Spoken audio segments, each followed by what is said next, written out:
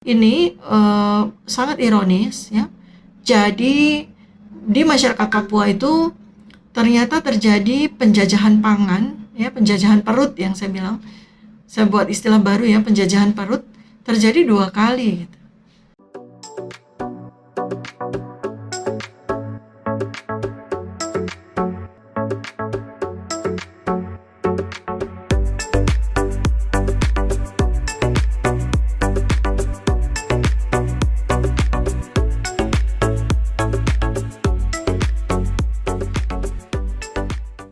Istilah gastrokolonialisme beberapa bulan ini lumayan viral di sosial media, di media-media juga banyak memuat berbagai artikel dan tulisan ya tentang gastrokolonialisme. Karena ada suatu video yang diunggah oleh seorang aparat yang bertugas di Papua ya di sekitar bulan Oktober tahun 2022, dimuat di TikTok ya. Dan video ini sangat viral karena ditonton lebih dari 15 juta kali. Jadi viral sekali ya. Jadi aparat tersebut mendokumentasikan ada sejumlah warga Papua ya asli yang sering sekali mendatangi mereka dengan membawa sayuran-sayuran hasil kebun mereka, hasil ladang mereka untuk ditukar ya, dibarter dengan mereka mintanya mie instan ya.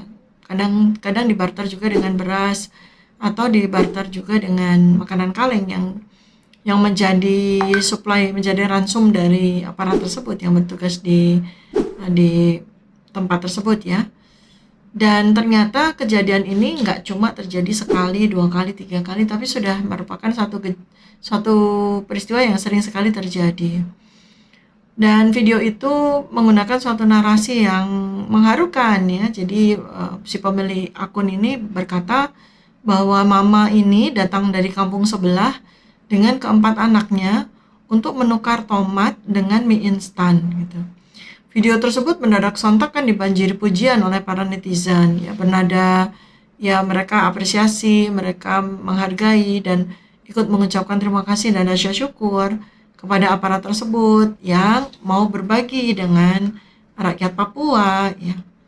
Sepintas lalu memang seakan-akan suatu hal yang sangat mengharukan gitu ya, suatu drama yang sangat mengharukan. Tetapi sebenarnya ada suatu masalah yang sangat hakiki, ya ada suatu persoalan yang sangat-sangat hakiki dan sangat fundamental, itu terkait dengan bagaimana warga Papua itu tidak memahami bahwa justru sayur-sayuran, tomat, bayam yang ditanamnya jauh memiliki nilai nutrisi yang lebih tinggi dibandingkan dengan bungkusan mie instan yang mereka ingin makan ya. Lahan Papua yang sebetulnya sejak zaman penjajahan Belanda dulu sebagian sudah dikonversi ya, dari hutan-hutan sagu itu dikonversi menjadi kebun, menjadi sawah ya.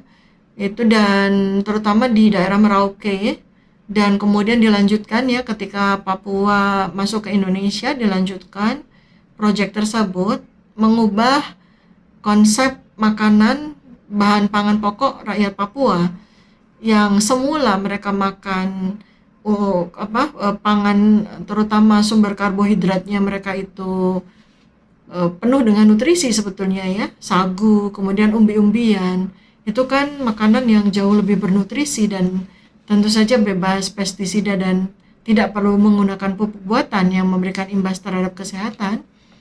Kemudian mereka sejak sekitar tahun 1947 ya, itu sudah mulai terbiasa untuk mengkonsumsi bahan karbohidrat non sagu, non umbi ya, yaitu beras dan berbagai macam bahan pangan karbohidrat lainnya.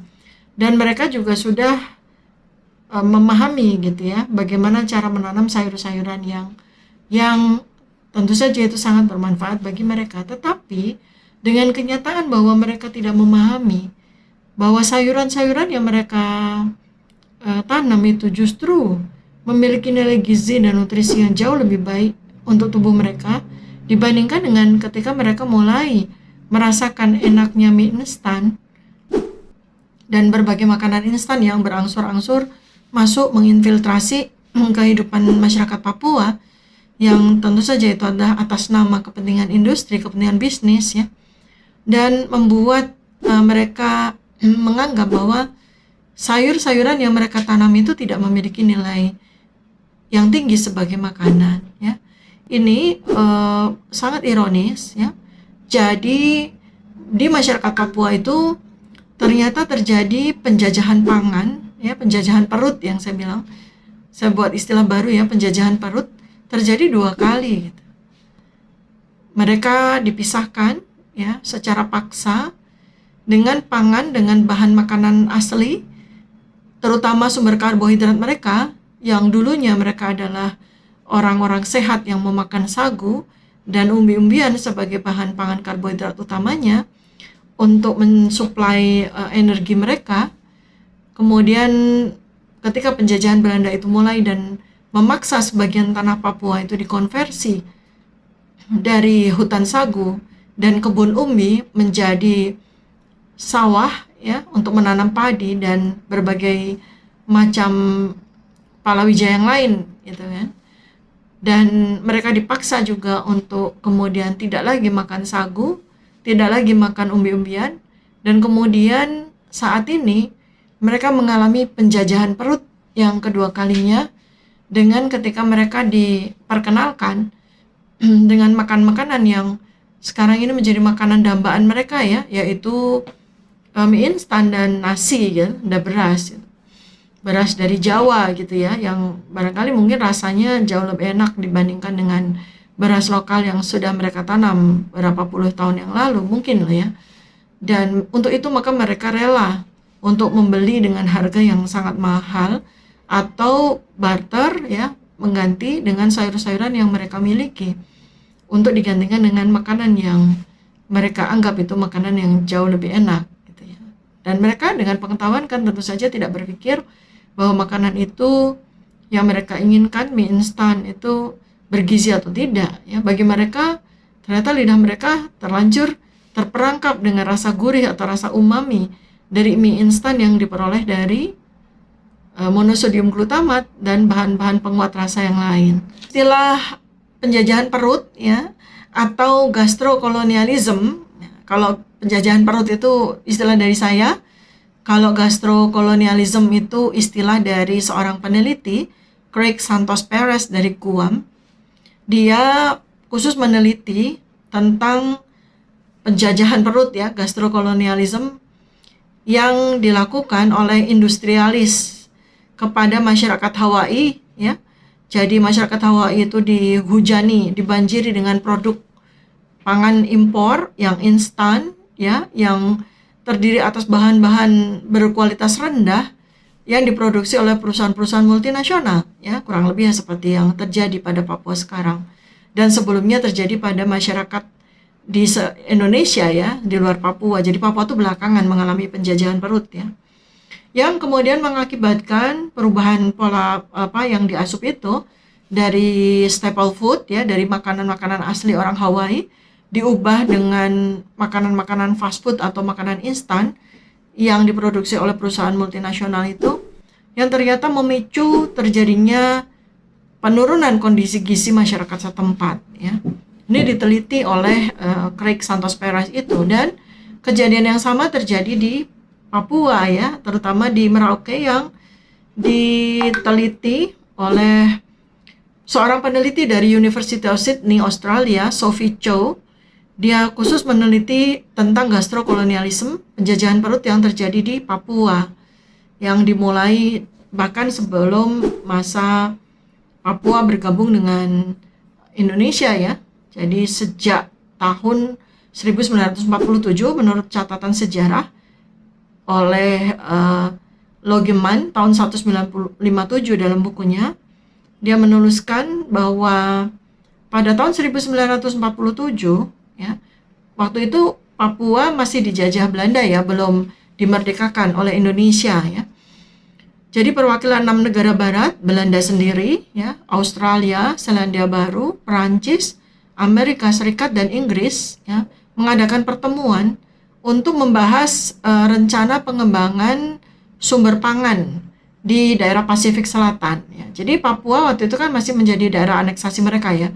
Dan karena itu maka mereka menghitung Papua itu sebagai lahan ya, sebagai daerah yang mereka siapkan untuk pusat pertanian dan peternakan. Itu di situ ya sejarahnya. Dan kemudian sebagian tanah Papua, terutama yang ada di Merauke ya, karena dianggap satu distrik namanya distrik Kurik ya, yang diteliti oleh Sophie Cho ini, dianggap mampu untuk dikonversi ya, dari yang semula dia hutan sagu dan kebun umbi-umbian, dikonversi menjadi lahan pertanian ya, dengan komoditas beras sebagai tanaman utamanya. Dan ini bukan untuk kepentingan warga Papua atau warga Merauke, tapi ini adalah kepentingan industri dari negara Belanda dan negara-negara yang tergabung untuk kepentingan mereka, untuk kepentingan bisnis mereka, ya kan seperti itu ya.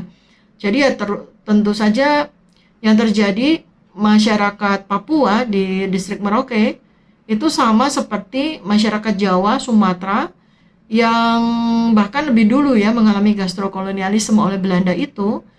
Dari sejak tahun 1700-an ketika Belanda sudah mulai menancapkan kekuasaannya di tanah Nusantara waktu itu, di mana mereka juga melakukan gastrokolonialisme ketika warga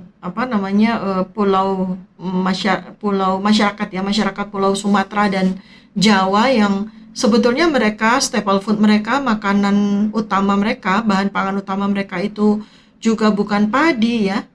Jadi masyarakat Indonesia sebetulnya punya padi sendiri, padi asli Asia Tenggara yang tidak ditanam dalam wujud pertanian seperti sawah seperti yang kita kenal sekarang ya, tapi dalam wujud ladang di tengah hutan gitu kan. Itu adalah padi-padi yang dibawa oleh nenek moyang ribuan tahun yang lalu ya. Catatan sejarahnya bahkan sudah ada padi yang menjadi padi asli Indonesia itu sejak 3.500 tahun yang lalu. Ya, jadi itu padi asli Indonesia yang disebut padi asli Indonesia.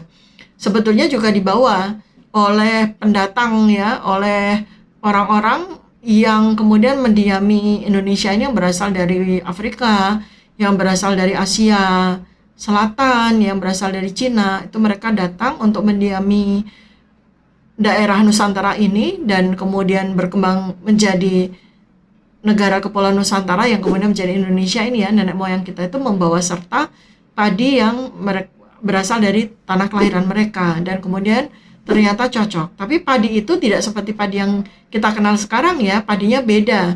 Varietasnya juga beda ternyata. Jadi beda varietas ya. Jadi kalau seorang sejarawan kuliner Nusantara ya, dosen sejarah Universitas Padjadjaran, Bapak Fadli Rahman itu memberikan suatu pandangan ya, pendapat bahwa dulu padi yang dimakan oleh nenek moyang kita itu bukan yang jenis Oryza sativa ya, yang bukan yang spesiesnya Oryza sativa seperti yang kita kenal sekarang, tetapi spesiesnya itu Oryza glaberrima. Oryza glaberrima itu yang asli dari Afrika. Dan warnanya pun juga bukan putih seperti padi yang kita kenal sekarang. Ini kan rata-rata juga padi impor ya, benihnya juga impor kan. Dan kita juga rata-rata bukan makan padi hasil dari sawah Indonesia lagi ya, tetapi padi impor kan, sebagian besar dari yang dimakan oleh penduduk Indonesia sekarang ya. Tapi padi yang ditanam di persawahan Indonesia yang merupakan spesies Oryza sativa itu beda dengan padi yang ditanam oleh nenek moyang kita ribuan tahun yang lalu. Ini menurut Pak Fadli ya. Ini jadi ada perbedaan. Ini beliau ya. Nah, kalau dari yang kemudian saya lakukan pengkajian, saya lakukan penelitian itu sebenarnya padi itu sudah menjadi suatu komoditas tersendiri untuk ditanam mulai sekitar abad 9 ya, mulai abad 9, dan padi itu pun juga benihnya juga bukan berasal dari padi asli Indonesia, tetapi dibawa oleh pedagang dari India dan dari Cina ya, lalu menjadi pertukaran seperti itu. Lalu kemudian karena ternyata cocok ditanam, karena itu maka kemudian mulailah masyarakat Indonesia waktu itu di abad 9 itu mengenal padi sebagai tanaman pokok yang mereka sukai karena rasanya yang memang enak dan manis ya. Tentang sejarah pangan Indonesia, saya punya pandangan sendiri berdasarkan dari penelitian yang saya lakukan ya selama sekitar 8 tahun ya. Saya menggunakan literatur review dan observasi langsung di lapangan ya. Dan hasil penelitian saya ini sudah saya bukukan ya, sudah saya tulis dalam menjadi satu bab dalam buku saya Nutrisi Surgawi, terbit tahun 2018 ya, insya Allah akan terbit edisi keduanya di tahun 2023 ini. Dan apa yang saya tulis itu ternyata selaras ya, sejalan dengan pemikiran beberapa ahli pangan Indonesia. Salah satunya adalah peneliti dari LIPI, dari BRIN sekarang ya, namanya Profesor Nadirman Haska. Beliau juga melakukan penelitian yang sama dan mendapatkan kesimpulan yang sama dengan saya, dan pendapat beliau juga memperkaya khasanah pemikiran saya. Jadi bahwa jauh sebelum abad 9, orang Indonesia itu bukan makan beras sebagai makanan asli, makanan pokoknya orang Indonesia, tetapi ada satu pohon ya sebagai sumber karbohidrat yang dimakan oleh rata-rata orang Indonesia, yaitu pohon sagu. Ya, untuk Anda ketahui bahwa pohon sagu itu merupakan famili keluarga besar dari pohon kelapa. Kita kenal sekali kan pohon kelapa dengan berbagai jenisnya, pohon lontar, pohon aren ya, itu satu keluarga besar. Kalau ada satu keluarga lagi yang nun jauh di sana, pohon kurma, jadi itu satu keluarga besar. Pohon sagu itu keluarga besar dengan pohon palma itu.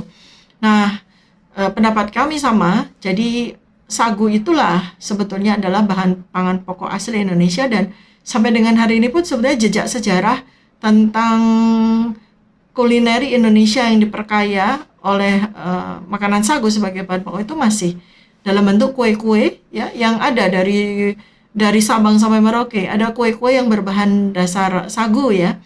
Nah, kalau secara jejak filogenetik ya, secara antropologi ini kita lihat kajiannya, sisa sejarah filogenetik dari sumber pangan orang Indonesia itu dari bagaimana orang Jawa dan orang Sunda menyebutkan beras, menyebutkan nasi yang dimakan sekarang menjadi makanan sehari-hari itu dengan sangu ya. Kalau orang Sunda ya mengatakan nasi itu sangu.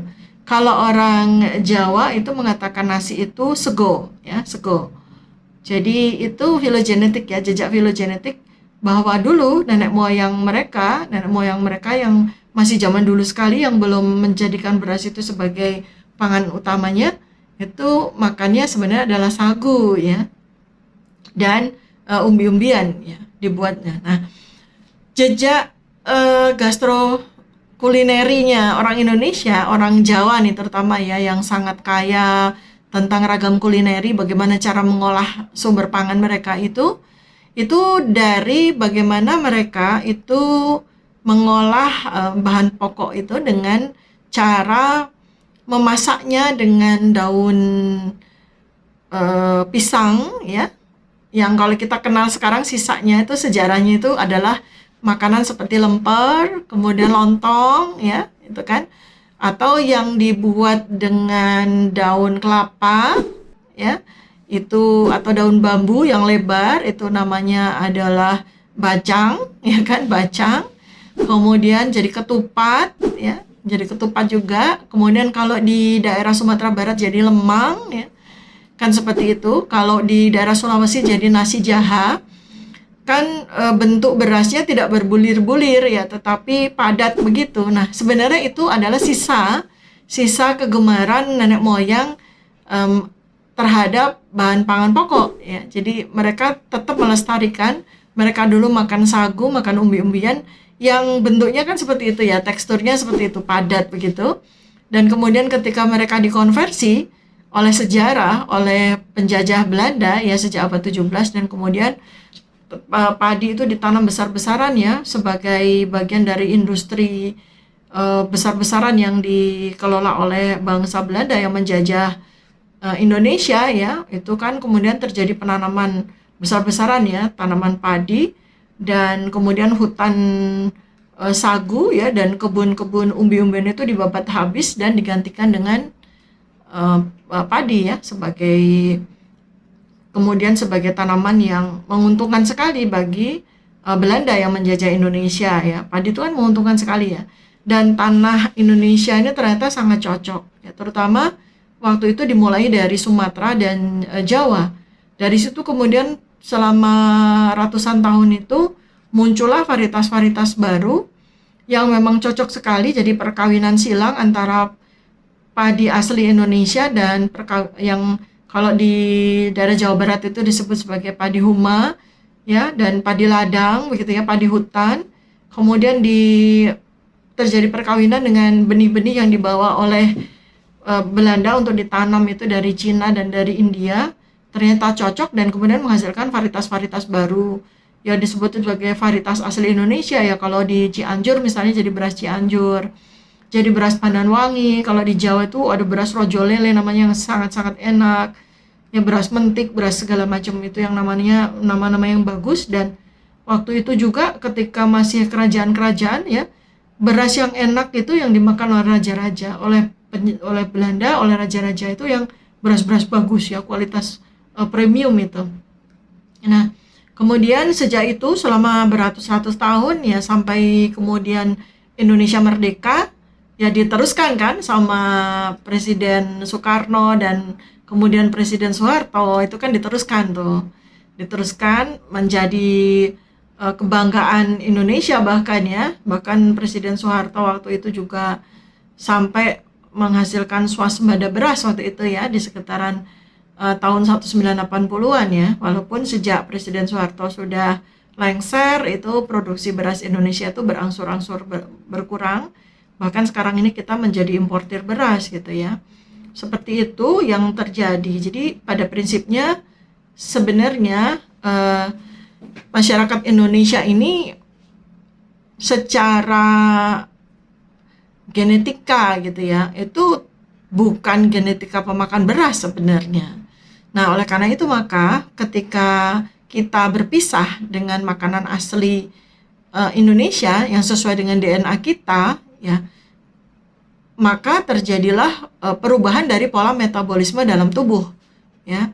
Kita yang tidak memiliki banyak enzim untuk mengelola sumber karbohidrat yang simpel, tetapi kita punya banyak enzim untuk memang dipersiapkan untuk mengolah bahan pangan dengan jenis karbohidrat yang kompleks, yang lebih kompleks daripada beras yang padi putih, apalagi yang karbohidrat simpel. Maka terjadilah perubahan metabolisme dalam tubuh orang Indonesia sehingga kita menjadi mudah sekali terkena penyakit-penyakit metabolik seperti diabetes dan penyakit metabolik yang lain.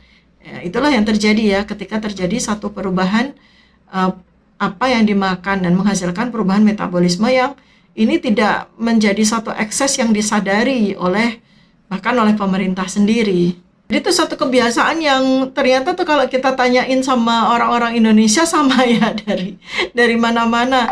Apalagi kalau kalau bulan puasa Ramadan itu sahur itu rata-rata di Indonesia itu nasi ya, kemudian masak mie instan, nah kemudian dipakai kuah yang banyak gitu kan, jadi nasi lauknya mie instan gitu kan. Jadi itu yang menjadi pola makan baru orang Indonesia, dan kemudian berangsur-angsur karena memang rasa mie instan itu enak ya, karena banyak sekali bahan-bahan preservatif ya, monosodium glutamat disertai dengan banyak bahan-bahan penguat rasa yang lain ya. Anda kenal kan, mie instan itu udah rasanya udah macam-macam sekali ya, rasa rendang, rasa ikan cakalang, rasa soto, rasa segala macam. Jadi orang secara psikologis itu merasa dia makan rendang, padahal dia sebetulnya makan mie instan gitu. Orang secara psikologis tuh merasa makan soto, padahal itu mie instan ya. Itu kan pinter-pinternya industrialis begitu ya, memengaruhi subconsciousness orang, memengaruhi ini loh, subconsciousness, bawah sadar orang, sehingga dia menganggap bahwa mie instan itu adalah lauk dan bukan bahan sumber karbohidrat. Jadi ya nggak heran ya kalau orang yang mempunyai kebiasaan, dan itu sedihnya itu kan masyarakat golongan menengah ke bawah ya, masyarakat miskin ya, yang mereka udah merasa dengan membeli mie instan seharga 2.000 sampai 3.000 bisa dimasak dengan kuah yang banyak, dengan air yang banyak ya, itu bisa dimakan sekeluarga, dan mereka menganggap itu mereka makan lauk, padahal mereka makan karbohidrat yang sudah kosong ya, udah kosong, udah nggak ada unsur gizinya sama sekali. Jadi itu kan ilusif ya, mereka merasa seperti makan rasa-rasa itu kan, rasa soto, rasa rendang, rasa ayam bawang begitu kan, rasa ayam balado gitu kan ya. Itu kan mereka subconsciousness mereka yang sebetulnya sedang dibuat menjadi ilusi ya. Mereka berilusi mereka makan rendang. Rendang tidak terbeli sama mereka ya. Ayam mungkin tidak terbeli oleh mereka, tetapi ketika mereka makan mie instan dengan rasa yang seperti itu, mereka merasakan seakan-akan mereka sedang makan lauk yang enak dan mahal bagi mereka itu gitu. Itu kan ilusi yang diciptakan oleh industrialis ya, oleh perusahaan-perusahaan itu. Nah, sekarang setelah penduduk Indonesia bagian barat itu sudah terjajah, gastrokolonialisme mie instan terjadi. Saat ini terjadi juga di Papua ya. Masyarakat Papua yang sejatinya mereka sumber pangan mereka itu sangat sehat ya, berasal dari kebun, berasal dari hutan ya, kan sebetulnya mereka tuh makan dengan cara sangat alami kan. Kalau mereka ya lumbung pangan mereka itu kan isinya sagu ya, tepung sagu. Kalau tidak mereka umbi-umbian, kemudian mereka juga banyak sekali makan ikan ya. Sagu itu kan dibikin papeda sama mereka, lalu dimakan dengan ikan kuah itu kan itu sehat sekali, penuh dengan nutrisi, full serat juga ya, dan vitamin serta mineralnya juga lengkap. Mereka tinggal ambil ikan di sungai atau di laut ya, jadilah itu makanan yang sangat sehat. Lalu mereka juga kebun-kebun mereka juga sudah ditanami oleh berbagai macam sayuran, dan mereka juga ternyata tanah mereka cocok dengan sayuran, atau kalau tidak mereka mengambil sayur-sayuran ya dan buah-buahan itu dari hutan gitu kan. Jadi itu adalah makanan asli orang Papua yang kemudian dirusak ya, dilakukan kolonialisme perut ya, penjajahan perut dengan diubah sehingga mereka kemudian mencicipi rasa enak dari nasi, dari beras, dan mereka kemudian sekarang ini mencicipi rasa enak juga dari mie instan. Padahal sejauh yang saya dapatkan informasi ya, ternyata harga beras dan harga mie instan itu tidak murah ya di Papua ya, mahal sekali gitu loh. Jadi itu yang terjadi, sedih sekali ya. Jadi sesuatu bahan pangan yang sebetulnya mereka bisa akses dengan gratis ya, dari kebun, dari hutan gitu, ternyata sekarang itu mereka untuk makan pun harus membeli ya, bahkan harus meminta-minta dari aparat yang punya beras, punya mie instan, dan punya makanan kaleng gitu ya.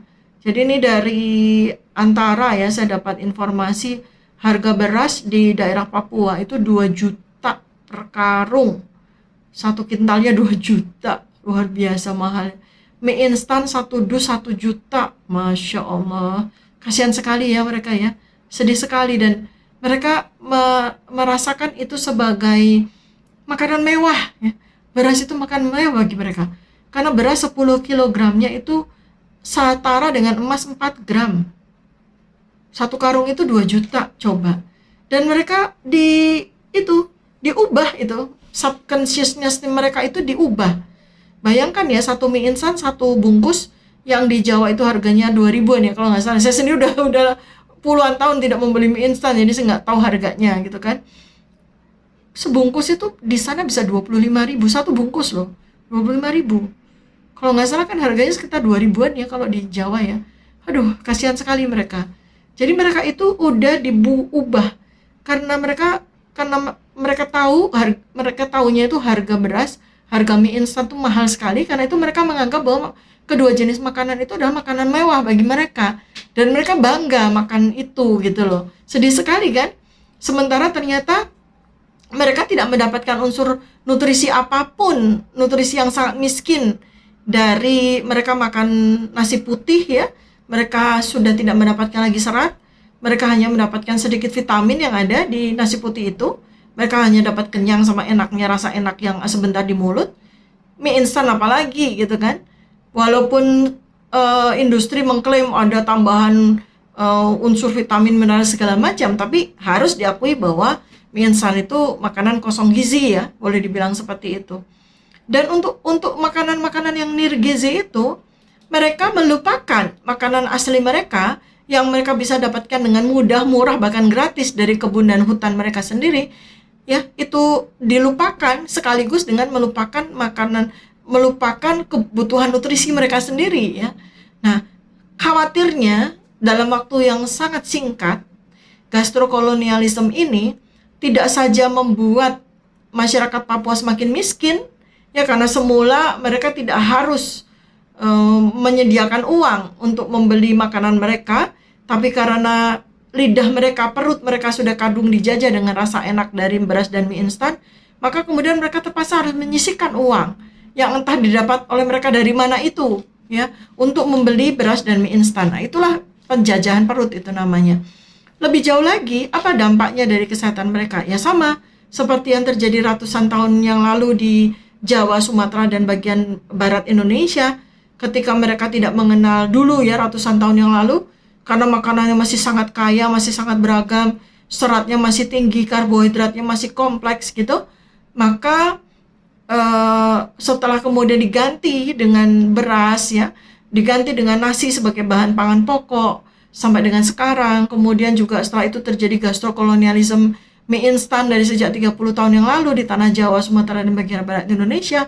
Lalu kemudian mereka kemudian berubah ya kan, jadi orang Indonesia bagian barat itu berubah konfigurasi metabolismenya ya, kemudian terjadilah penyakit-penyakit metabolik, penyakit-penyakit degeneratif, penyakit-penyakit yang terjadi karena kerusakan organ, karena ketidakmampuan untuk mengelola karbohidrat simpel yang dalam jumlah besar.